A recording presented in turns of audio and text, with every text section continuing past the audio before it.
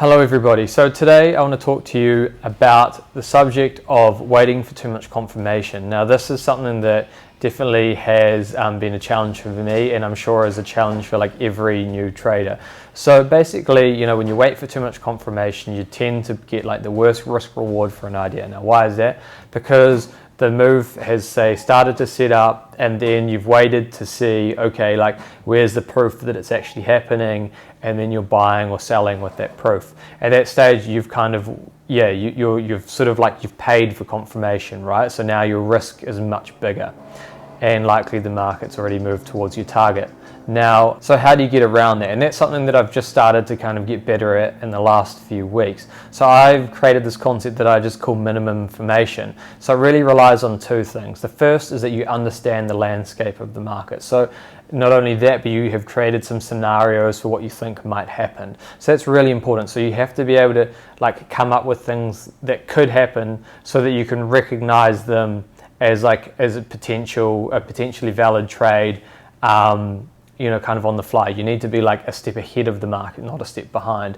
And so then after that, you need to ask yourself, well, okay, if this could, you know, is getting to a position where the market could potentially set up, what is the minimal amounts of information I need to see? So say, you know, I think the market's bullish, but maybe it's a bit overextended, but it is a very bullish market. Maybe all I need to see is the market like pull back in kind of that liquidation price action to clear some of the inventory from the buyers, and then I just need to see the market bid a bit and leave a little buying tail, something like that, right? So I see, okay, liquidation price action, cool, now the market's got room to buy more in the future, and then I see a buying tail, and now I'm like, okay, cool, this has got everything stop below the bottom of the buying tail, and then get long. And I've kind of maybe in that situation got an entry with the minimal amount of information I need to know to get long. So obviously, like, to do all of this, you really need to know how to trade. So if you want to learn a little bit more about, you know, how to understand the markets, just general education, Axia kind of has it all. So go and check out elitetraderworkshop.com.